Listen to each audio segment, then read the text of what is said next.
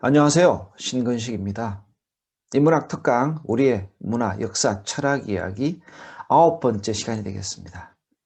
저번 시간에 이어서 이번 시간도 한글에 대해서 한번 이야기해 볼 텐데요. 저번 시간에는 한글의 그 우수성에 대해서 이야기를 했다면 이번 시간에는 또 한글의 그 조형미에 대해서 한번 얘기를 해보도록 하겠습니다. 자, 한글의 조형미까지 이제 세계적으로 관심을 받고 있는데요. 이제는 이 문화가 돈이 되는 시대죠. 디자인 이상봉 씨는요, 한글을 가지고 작품을 만들어서 전 세계 유수의 패션쇼에 출품도 하고 합니다. 보시면요, 찻잔부터 시작해서 수첩, 그리고 핸드폰에서도 오죠. 또 김연아가 입은 티셔츠까지. 되게 아름답지 않습니까? 패션쇼에도 이렇게 출품을 하고 있고요. 가장 최근에 패션쇼에서 출품이 된 것이 화제가 된 게 있는데요. 보시면은 이렇게 농협 마크죠. 무슨 삼도 농협인 것 같습니다. 상주꽃감, 그리고 뭐 긴장하라 이렇게 나옵니다. 그리고 나무아미타불이라고 넥타이에 써여 있네요. 네. 최근에 나온 어떤 패션쇼에 나온 작품입니다. 요게 이제 누가 쓴 글씨인지 아실 수 있을까요? 잠깐 생각해 보시죠. 오른쪽 위에 보면은 답을 알 수가 있습니다. 힌트. 바로 뭐냐? 숙종대왕께서 쓴 글입니다. 우리 뭐 숙종대왕 하면 딱 장희빈이 떠오르는데 한 400년, 350년 전에 쓴 글이죠. 설명을 좀 드리면요. 숙종대왕께서 명안공주와 동생입니다. 동생 앞으로 쓴 글씨인데 어머니 안부를 묻는 글입니다. 그래서 숙종대왕의 어머니가 딸집이죠. 동생이 명안공주 집에 갔는데 하룻밤 주무시고 온다고 하셨는데 안 오세요. 걱정이 되니까 명안공주 앞으로 어머니께 쓴 글입니다. 자, 한번 읽어보겠습니다. 밤사이 평안하오시니까 나가실 때는 어제 나가실 때는 내일 들어옵쇼서 하였사더니 내일 오신다고 하셨는데 해창위를 만나. 해창위는 명안공주의 남편입니다.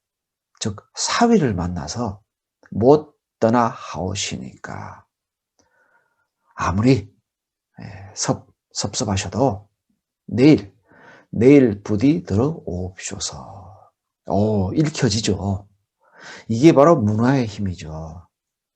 어머니를 생각하는 숙종대왕의 마음과 그리고 딸 집에 가서 사위를 만나서 못 떠나는 섭섭해하는 장모님의 그 마음이 이 속에 들어있죠. 이게 바로 문화의 힘이라는 거죠. 400년 시공을 초월해서 함께 숨쉬고 함께 느낍니다. 우리 숙종대왕이 글씨를 아주 잘 쓰셨습니다. 그죠? 이건 누구 글씨일까요? 자, 뭐 잘 쓴 글씨가 아니네요. 위에 보면 이제 숙모전이라고 되어 있죠. 원손이라고 되어 있습니다. 자, 그럼 손자가 숙모 앞으로 보낸 것인데요. 바로 우리 정조대왕께서 5살 때 쓴 글입니다. 자, 이쪽 중간에서 한번 보실까요? 하나아버님 깨워서도 평안하오시다 하오니 기쁘다는 거죠.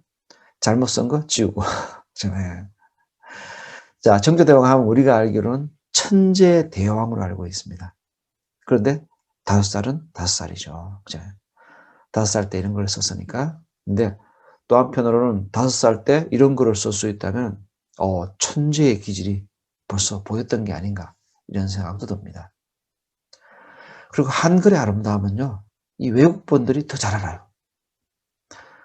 예전에 한 분이 호주에 가서 사진을 가서 이제 집에 와서 펴다 보니까 우연히 일광욕하는 호주 분이 사진을 찍혔어요. 근데 그분의 등에 무슨 글씨가 새겨져 있더라는 거죠. 그래서 글씨가 뭔가 싶어서 확대를 쭉 해보니까 이 호주 사람의 등에 이런 글씨가 나는 평범함을 거부한다. 이야, 이 외국 분들의 한글 사랑 어마어마합니다. 아니 우리나라 사람들 이런 사람 없죠. 기껏 해봐야 조폭들 탁 착하게 살자. 이분은 척추에다가 탁 이 정말로 예사롭지 않으신 분입니다. 여관, 육회장. 이분은 생긴 게 완전히 키아누 리브스인데, 그죠? 네. 토르죠, 토르. 네, 토르. 크리스 햄스워드입니다. 크리스 햄스워드가, 난 예뻐. 이런 티셔츠를 입고 왔네요. 본인이 예쁜 줄을 아는 것 같습니다. 우리의 새마을이 또 이렇게 또 외국인들에게 알려지고 있고요. 누가 흑인 아닐까봐 흑인 탁 쓰셔가지고.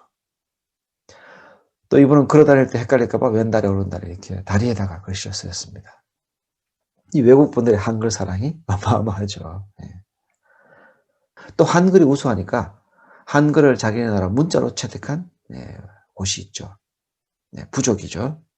정확하게는. 기억나실 겁니다. 인도네시아의 찌아찌아족은요.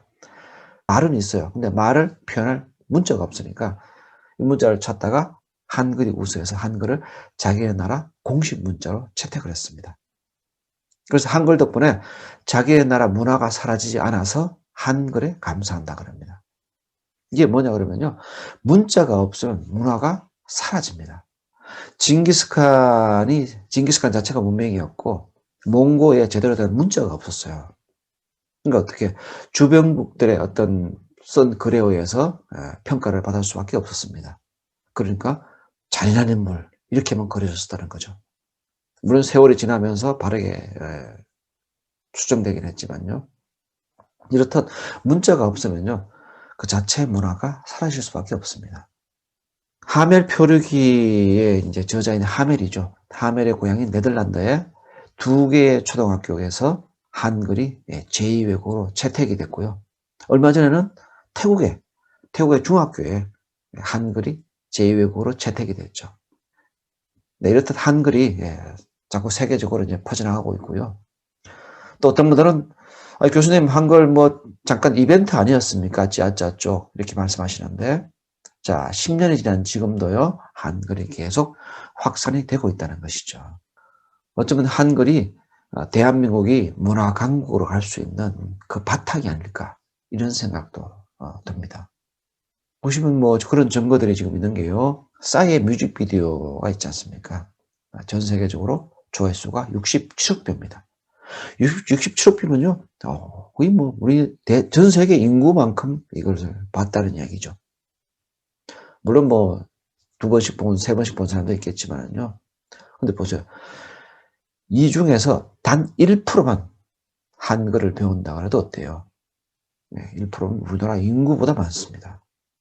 그것이 한글이 문화강국으로 갈 수 있는 바탕이 되지 않을까 이런 생각도 하는 거죠. 구독자가 1,400만 명입니다. 제 블로그 구독자가 400명인데 갈 길이 멀었습니다. 1,400만 명이면 뭐 광고 수입만 한 50억 된다고 이야기하네요. 강남스타일 39억 뷰, 젠틀맨 14억 뷰, 오빤 딱 내 스타일 8억 뷰, 데디 6억 뷰에서 현재 2021년도 1월에 67억 뷰를 달리고 있고요. 말이 필요 없죠. BTS가요. 작년이죠. 작년 10월 이틀 동안에 스트리밍 서비스로 공연을 했는데 전 세계적으로 191개 지역에서 99만 명이 시청을 했다는 것이죠. 이게 어마어마합니다.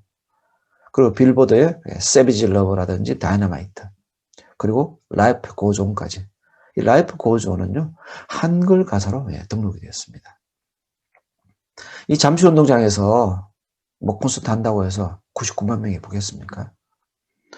어쩌면 지금 시대가 또 한글이 전 세계적으로 알려질 또 다른 좋은 기회가 오히려 또 코로나가 이런 위기가 기회가 아닌가 이런 생각이 드네요. 이렇게 한글이 알려지기까지 우리가 기억해야 될 한 분이 계십니다. 바로 이분인데 혹시 누구신지 아실까요? 네, 바로 이 간송 전영필 선생입니다. 이 간송 선생님은 일제강점기 때 태어나셨어요. 재산을 많이 물려받아가지고요. 그 재산을 해외로 밀반출된 그리고 우리 문화재들을 사들이는데 모든 재산을 쓰신 분입니다. 그리고 지금 서울에 가면은 이 간송미술관이 있는데요. 이 간송미술관에는 우리가 흔히 알고 있는 신윤복이라든지 김홍도 등의 작품들이 있고요. 국보만 해도 한 20개 정도가 있다고 합니다. 개인 박물관으로서는 가장 소장품이 많죠. 뭐 지금도 1년에 한 2번 정도 문을 연다 그럽니다. 그러면 거기 들어가려고 한 서너 시간씩 사람들이 줄을 서서 들어간다는 것이죠. 이 간송미술관에서도 가장 소중한 보물이 있으니 바로 이겁니다. 뭘까요? 정확한 명칭은 훈민정음 해례본입니다. 훈민정음을 해석해 놓은 것이죠. 바로 이 훈민정음 해례본이 있기 때문에 한글을 누가 언제 어떤 원리로 만들었는지를 알 수가 있습니다. 이 훈민정음 해례본이 나타나기 전까지는요, 한글을 누가 어떻게 만들었는지 기록이 없어서 몰랐습니다. 이 훈민정음 해례본 때문에 알 수 있었다는 것이죠. 이 훈민정음 해례본은 안동본입니다. 안동본. 지금 뭐 상주본이 있다고 이야기를 하는데 정말 있는지 뭐 1,000억 정도로 또 뭐 부른다고 하시는데 아직까지 뭐 정확하지 않습니다. 지금 있는 것은 바로 이 안동본입니다. 이 안동에서 처음에 훈민정음 해례본이 발견됐다는 얘기를 듣고 이 간송 선생이 거간꾼을 보냈겠죠. 보내서 가격을 물어봤더니 그 주인께서 그 당시 돈으로 1,000원을 불었습니다. 그 당시 1,000원이면요, 큰 기와집 한 채를 살 수 있는 돈입니다. 뭐 지금으로 따지면 10억 가까이 되지 않을까 싶어요. 그때 이제 간송 선생이 그 얘기를 듣고 그 10배인 10,000원을 줬어요. 그 주인이 깜짝 놀란 거죠. 뭐 자기는 1,000원을 불러도 되게 크게 불렀다고 생각하는데 오히려 그 10,000원을 줬습니다. 그래서 왜 10,000원씩이나 이렇게 주냐, 10배를 주냐라고 물으니까 간송 선생께서 이 훈민정음 해례본은 그만한 가치가 있는 그런 보물이다. 그래서 제값을 주고 사야 된다라고 얘기하면서 10,000원을 줬다는 것이죠. 근데 그 당시 일제 강점기잖아요. 이거 뭐 알려주면 뺏깁니다. 그래서 광복이 되기를 기다리고 있었는데 이 광복이 되자마자 바로 또 6.25가 터졌네. 근데 간송 선생님께서 다른 것은 포기할 수 있어도 이 훈민정음 해례본만은 포기할 수가 없었습니다. 그래서 훈민정음 해례본을 이 오동나무 통에 집어넣어서 피난 내내 안고 다니고 잘 때는 베고 주무시고 그렇게 해서 살아남은 것이 바로 이 훈민정음 해례본이라는 거죠. 이 훈민정음 해례본이요, 지금은 유네스코의 기록문화유산으로 올라가 있고요. 훈민정음 해례본이 있기 때문에 우리는 한글을 누가 언제 어떻게 만들었는지를 알 수가 있다는 것이죠. 정말로 우리 시대에 노블리스 오블리제를 실천하신 분입니다. 그죠? 이런 분이 있다는 걸 우리가 알고 있어야죠. 이번 시간에는요, 우리의 우수한 글 한글에 대해서 2차수에 걸쳐서 말씀을 드렸네요. 어쩌면 대한민국이 또 문화강국으로 갈 수 있는 바탕이 될 수도 있고요. 결국은 우리의 것이 세계적인 것이죠.